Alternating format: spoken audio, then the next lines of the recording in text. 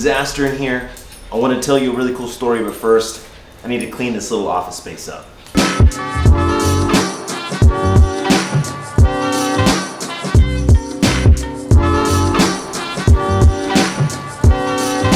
So the story I want to tell you today is a big one. Dude, so this one time we rode from Oceanside, California all the way to Durango, Colorado, which is a really long way, like 930 miles, 1,400 kilometers, and the course record was 48 hours. But the goal was to smash that record. Come on, Dad! Come on! It was 930 miles, non-stop. It was a relay system, so only one person needed to be on the road at a time. Into the unknown. This is that moment where you're like about to do something that you really don't want to do, but future you is happy you did it. You got to be uncomfortable to grow as a person. We're going to grow a lot on this trip, dude. So let's do this. Do it.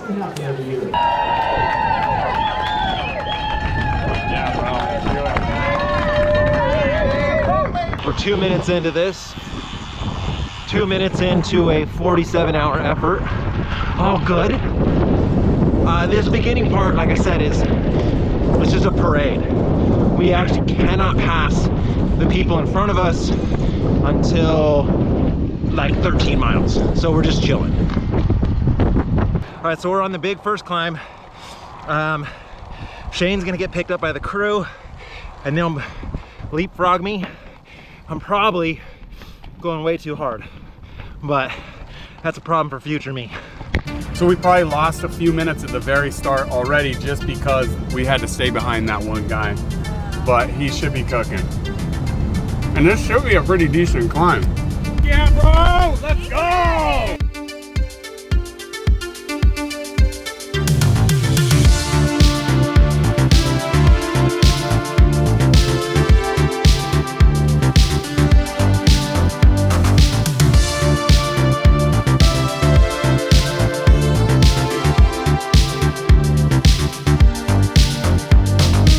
Look at all the orders we got. Thanks, David, Rex, Drew, Humberto, Greg, Adam, Douglas, James, Patrick, Ryan, Sebastian, John, Chad, Benjamin, Ezekiel, Amy. Thank you so much. You guys rock. Another really crazy point is that because we were trying to break the course record, what's the fastest way to do that? And now I thought, just let me get on the bike for an hour, 2 hours, then we'll swap and I'll have 1 or 2 hours to sort of regain my stuff. But that's actually not the fastest way to do it. The fastest way to do it is a 20-minute all-out effort back to back to back to back. So I do 20 minutes, he does 20 minutes, and we just do that for 46 hours. Good, stop.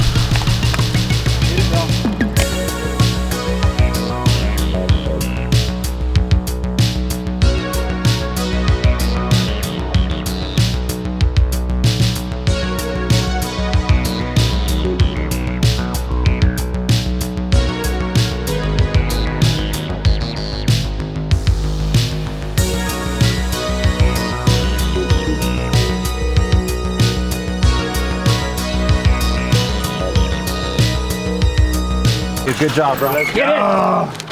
It's fucking hot, boy. Gotcha. I descended that in the aero bars. At this point, I don't think I ever rode more than 24 hours.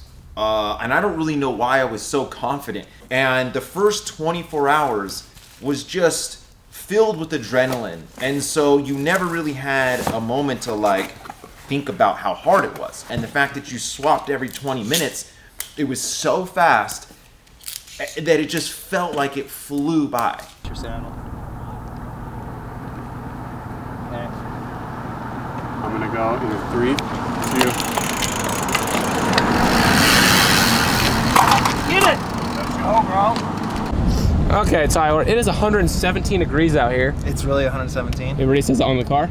Yeah, it feels like it's baking your skin, like you're next to a campfire.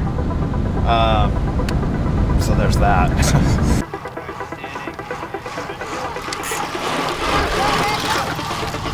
Go, go, go, go, go! Get it! Go, go, go, go, go, go!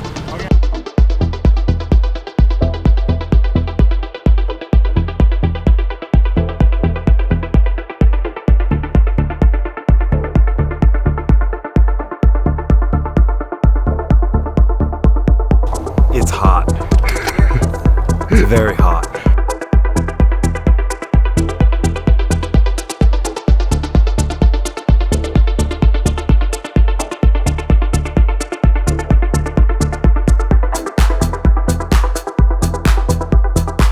It's 109 now, and actually that feels cool. So, I mean, I'm not even joking. It really does. It feels good. Let's go!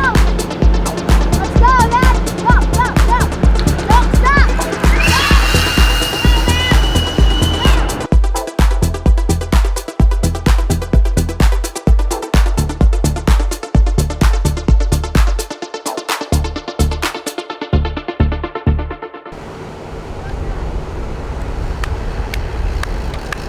Send it. Yeah, bro.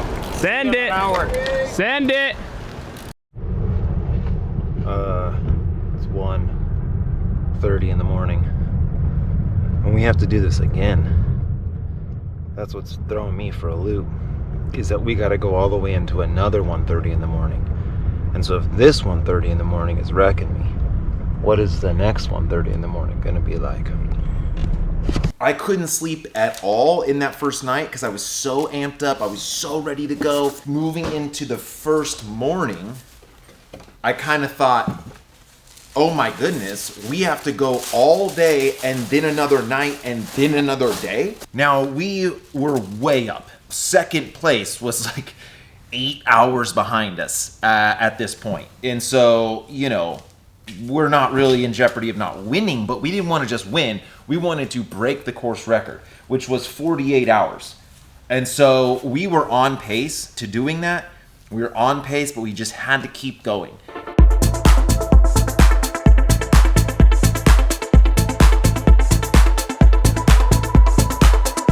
Send it.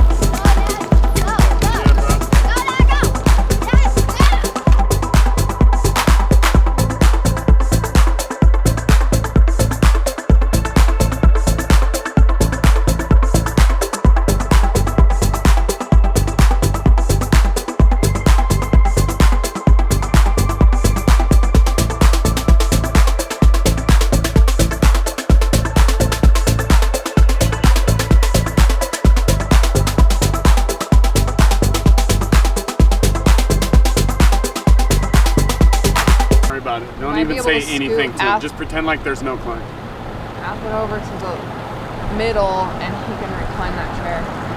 I got you, bro. Go to sleep for an hour. Okay, well, get me to that climb. Okay, There's a big climb it's a coming far way away. Almost time that you woke up. Even wake almost for 24 hours. Not riding for 24 hours, just wake. I don't really know what you're asking me. I don't understand English. I don't know. Okay. 10-minute pulls up this. Just give me like 20 minutes and we'll reassess. Okay. I'm good right now. Okay. So fucking fast. Still another climb. I feel like we're gonna lose a shitload of time on these climbs. I think I underestimated them. Peanut butter, it's so hard to eat solid food. It's so hard to eat anything. It's so hard to put anything in my mouth. That's what she said. Trying though, man. Trying. I was feeling really good. I don't know. So, Run! You got this, Dad! I don't know. You got this! Here you go, kid. Go, go, go. Go, Dad! Let's go! Let's go,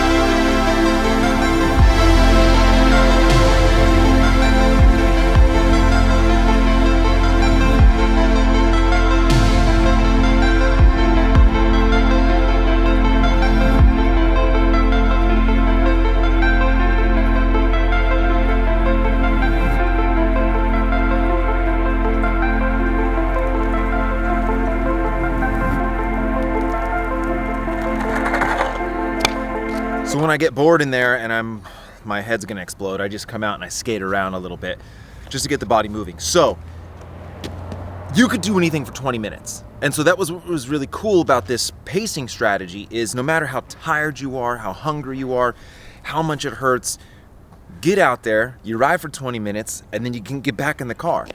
What was so crazy though on the second night is how quickly you would fall asleep. You were so REM sleep deprived that you would just, the second you got back in the car, you'd fall asleep. And then a lot of times I would wake up on the bike. All of a sudden I would just come to and I'm riding. I'm like, oh, this is wildly dangerous. I honestly don't really remember much about this second night. I think because I was sleeping while moving and riding, which is, you know.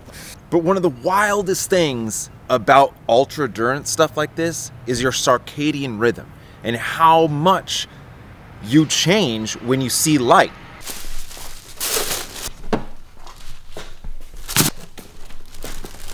Excuse me, Mama. The cuteness level though on this is off the charts. And so now we are on track to do 46 hours. And me and Shane just put in our big last effort. So it's crazy that Tyler's never really done ultra. I mean, he's done impossible routes, but like there was breaks, so that's kind of different. And he just comes out, says he's gonna smash the record, and he's doing it, like, and he's strong.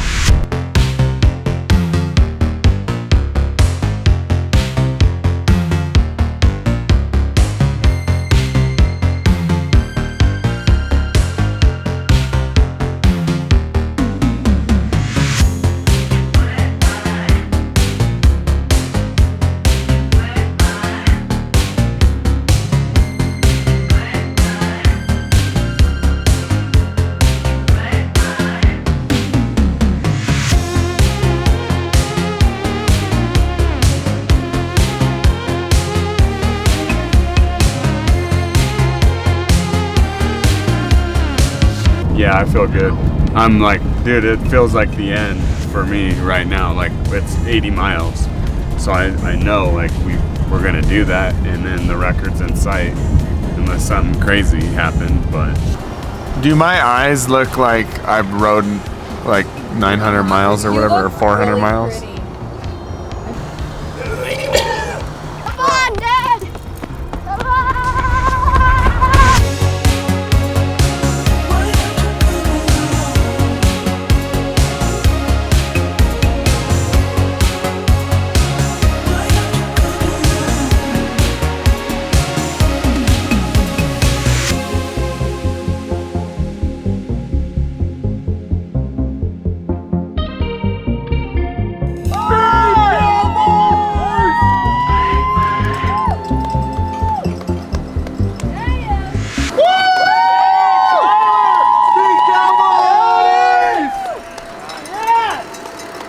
Amazing, boys.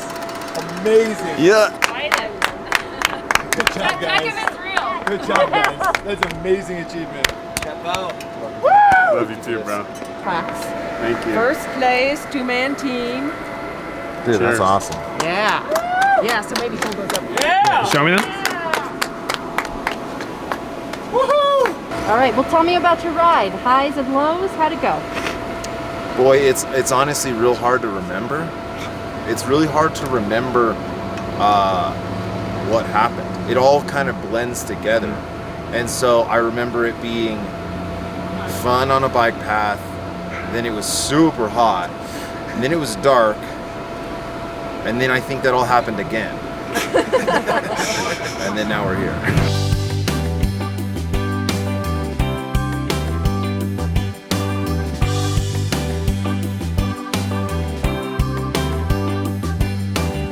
Dang, girl. You.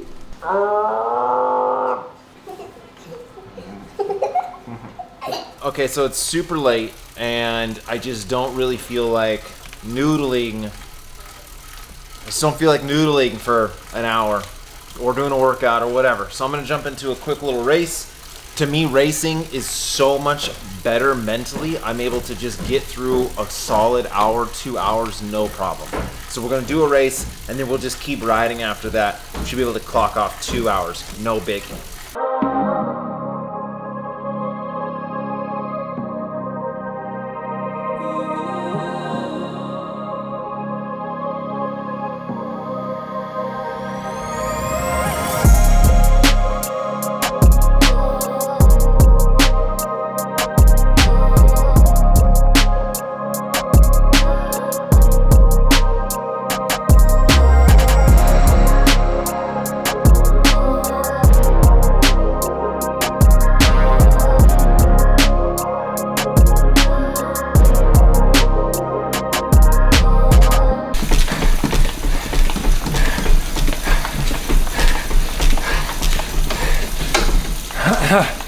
Yeah.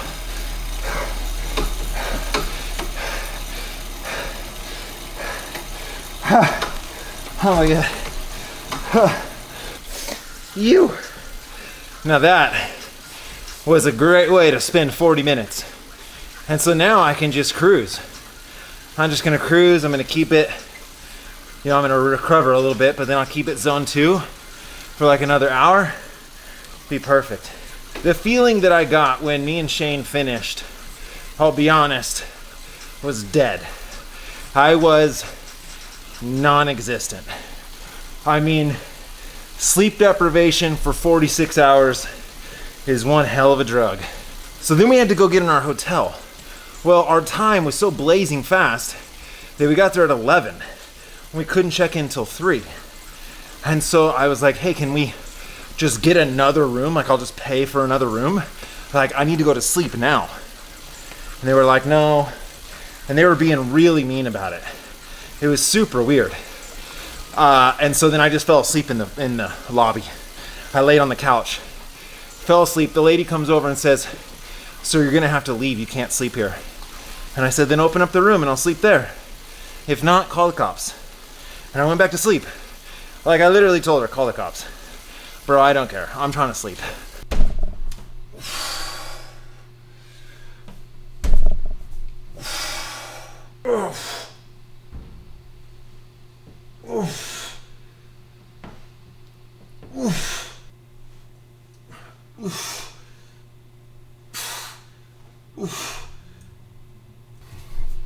The feeling of teamwork and bonding was so great with this project. I felt very connected with everyone on the team. It was a very special feeling. It was a feeling that I wanted again, and I really didn't think that sharing the light with someone, this sounds super conceited, but a two-man team, I sort of looked down on it at first. I thought that's kind of lame, because then you have to explain, well, I didn't really ride 930 miles, there was someone else, and it sort of feels like, to me, that it belittled it. It didn't at all. It made it so much more fun than doing it solo, because now you have this partner in crime. And me and Shane will definitely do another one at some point. But a two-man, a four-man, like, that's fun. That's a fun way to race ultra distance versus just going out by yourself and just suffering.